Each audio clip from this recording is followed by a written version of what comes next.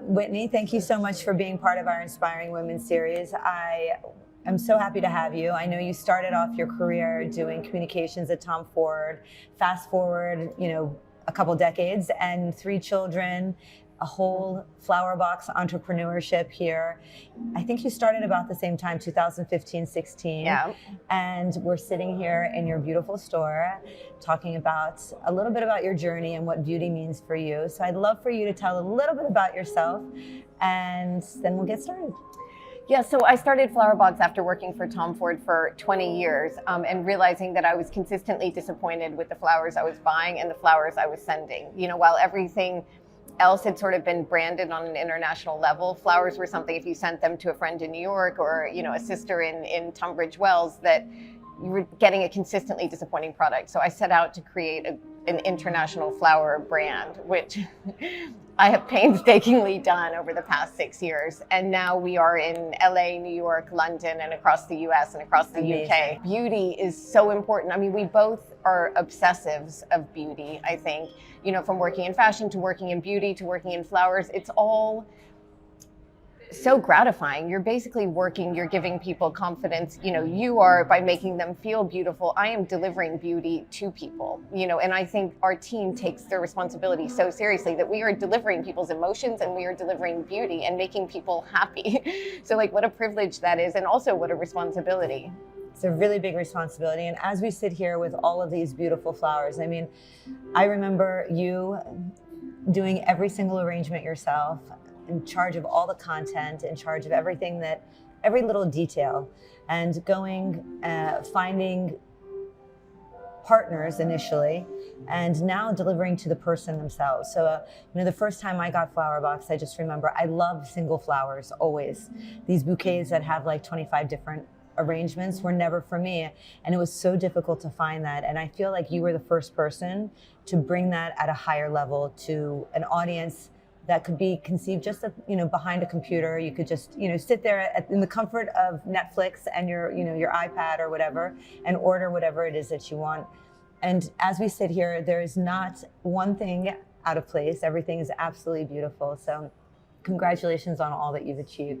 So for the purposes of us, I know what inspired you to make FLOWERBX, but who inspired you in the process? Because obviously there are so many trials and tribulations. And even if you think that you have it all figured out, there is always, a little pebble in your way that might make you stumble. Pebble, like a boulder, like a mountain. Sometimes. I am so inspired by the women around me. I'm so inspired by you. I'm so inspired by the women who are further along in their journey than we are, that I look up to so much, from, Chrissy Wheeler, who owns the White Company, who's just tirelessly built that brand over 20 years and it's a household name, to Ruthie Rogers, who's the founder of the River Cafe, who still has the drive and ambition in her 70s that you and I have. Every single day she is there. Every day. And, by you, because we're doing it together and we sort of have similar struggles and similar growing pains. And then also, the entrepreneurs that are just starting out, because I think they're a really good reminder to me of how far we've come. We have learned a lot. I know it doesn't feel like that a lot of times, but we have come a long way. We've come a long way. We've got a long way to go, but we have come a long way. No, I know. Sometimes it's hard to lose focus of what you have achieved because you look forward to what you want to achieve. Exactly. And I think you and I are both pretty hard on ourselves as far as it's not happening fast enough. It's not going fast enough. It's so, and it does feel thankless at times, but. What do you think has been one of the best pieces of advice as you've gotten, man, woman, just in your journey of being an entrepreneur? God, I think fail fast is really great advice that I wish I'd learned sooner. I think as women, we're often apologetic and sort of don't want to admit failure or don't want to admit failing with people, hiring the wrong people, doing something wrong, whether it's to investors but it's rip the Band-Aid off, move on, because you end up wasting so much time and so much resource trying to fix something that's not right. If it's not right, if the person's not right, if the situation's not right, fail fast, move on, and sort of be unapologetic about it. That's such a good reminder, because actually men are so unapologetic. I know. And there's no emotion. I feel sometimes women bring an added level of emotion, which actually can be one of the most positive things about what makes it even more special, because it is so painstakingly thought out.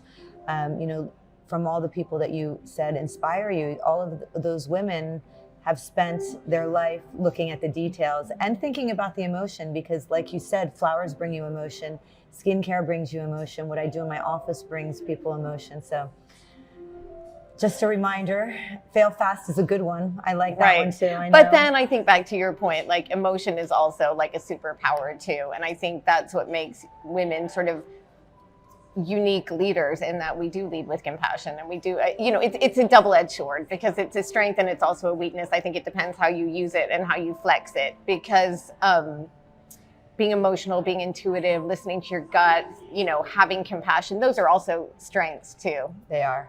If you flex them at the right time. Learning how to flex them. Learning how to flex them at the right time. So what would you tell a younger you about to embark on FLOWERBX?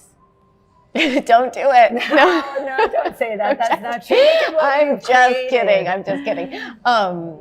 Like, get a really thick skin. Like, be prepared to be critiqued constantly all the time by everyone.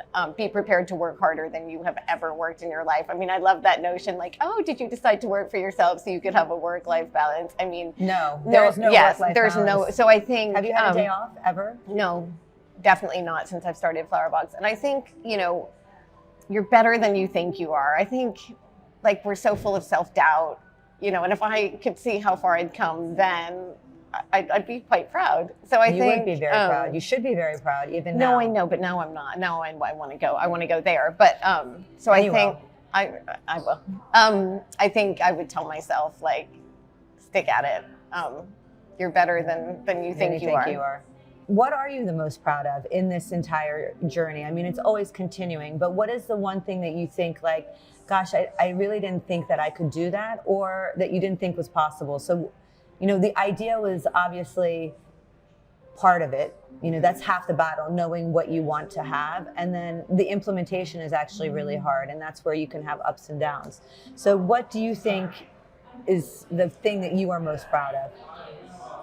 I think, well, for sure, the thing I'm most proud of is my family. Like, really, besides anything, you know, the fact that I've got really amazing kids and a really terrific husband is the thing that, like, overarching thing I'm most proud of in my life. And then the thing, back to the same concept, the thing I'm most proud of at FLOWERBX is the team that I'm so lucky to get up and work with. They are all excellent, and I couldn't do any of it without them. And I think getting the right team in place, leading the right team with your vision, and then letting them do a better job than you could at most of the parts of the company is, like, that's the thing I'm most proud of. And we're there. Like, you can feel it. You can feel when everyone's humming. You can feel when, you know, and you can feel it. You can see it in the numbers. You can see it in the revenue. You can feel when it's all just working. Well. And it's like, I'm at one of those sweet moments. I mean, as my COO, who's my, like, right and left arm, says, he's like, it's like a game of whack-a-mole. So every time it starts to feel like you've got the last one down, another one pops up. But for right now, we're humming. I also remember in one of your interviews, you said that the importance of hiring the right team is also people you get along with, because you spend so much time. They're really your work family, a day in and day out, and that you would want to spend time with them, go to dinner with them. You know, Tom Ford used to always say, like, never hire anyone you don't want to have dinner with. And now I get it. I get it together. Too. I read that and I get it. And if someone, like, grates on you, or you're not compatible, it's not even there's anything wrong with them. It's compatibility. Same with mindset too. If you don't get along, then they can't understand your vision and what you're trying to accomplish. Exactly. I think that's so important. So what does beauty mean to you? Beauty means, like, confidence. It means feeling like your best self. It means being sort of unapologetic and just embracing sort of who you are. It also means being healthy, because I think if you're healthy, you're beautiful. And if you're healthy, as in you take care of yourself, you move your body, you are strong, then to me, that's super beautiful. And, you know, another thing Tom Ford used to always say is taking care of yourself is a sign of self-respect. So I think putting your best self out there, just like, we don't always wake up in the morning and feel like, oh, you want to put the effort in, but, like, do it not for other people, but do it for yourself. And then you'll put your best self forward. I think that's so true. My mother used to say that all the time. Every day she had red lipstick on, her hair was done, always looked really nice. She would go to work, and I said, Mom, you always look so fancy going to work. And she said, you should always look the best version of yourself, because that's when you feel the best version of you, and you'll work the best like that. Yeah, I do think there's a lot of truth to that. Is there a skincare secret or something that you've ever had somebody tell you that you feel like has carried with you throughout the years? God, Maryam, you've given me so much advice over the years. You've just been giving me like tidbits before the. Well, we all have to share. Yes, I know. You've given me so much caring. advice, and I watch your Instagram like obsessively, learning more tips. But I think just like washing your makeup off before you go to bed, like washing your face, and simple. like, It's yeah, so really so true. I went to this like etiquette course when I was like 7 or 8. And it was at Neiman Marcus in Texas, and it was like every day you don't wash your makeup off, you age 7 days. And I was like, gosh. That stuck with you. Yeah, it really did. I was like, oh my God, I don't want it. So But it's true. You're like breaking down collagen. You're putting grime. I didn't even know what I took all my collagen for granted. I was full of collagen, but yeah. So I think I know that's so true. That's very good advice. Do you do anything beauty-wise with you and your gorgeous little baby?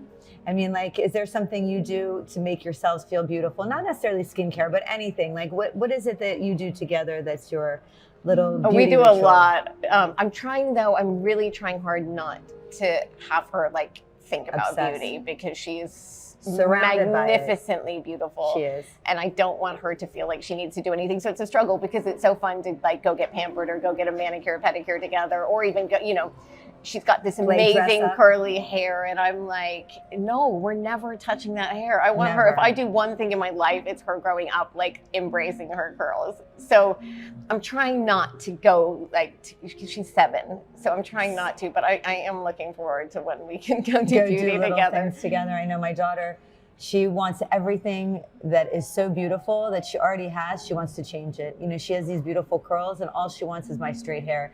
I'm like, Lils, you have this gorgeous curls. I would die for those curls. And no, so I think my goal as a mom is to like, I know it'll be impossible, because we all want, if you have straight hair, you want curly hair, but I just really want her to like love who she is and be really confident. Self-love is really important. What do you do every day that's part of your self-care?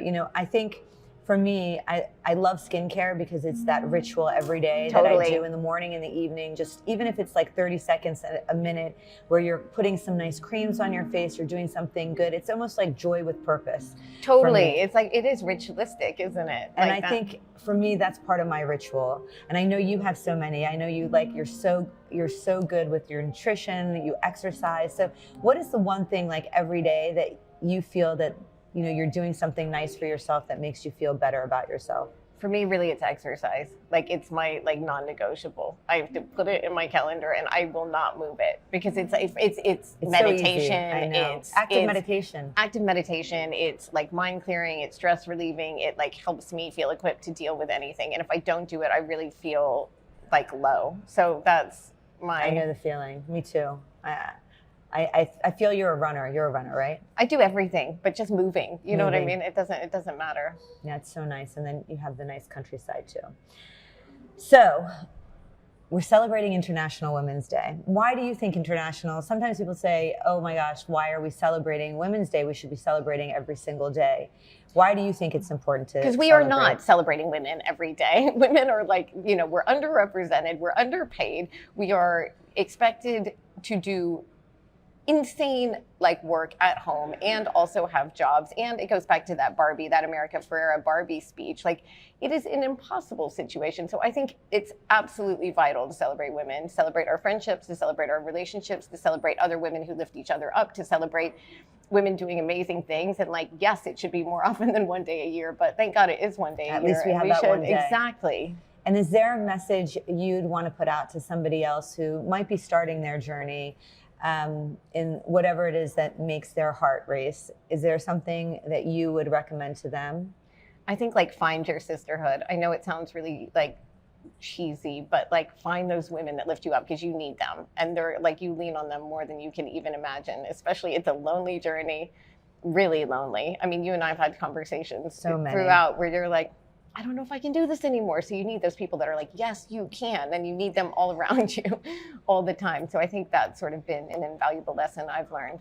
Well, thank you so much. And you are one of them, really. You're like so kind, from but the beginning. I look at you. I have to say, we're very fortunate in London. I don't know if like finds like, but it's really nice to have so many women who support other women.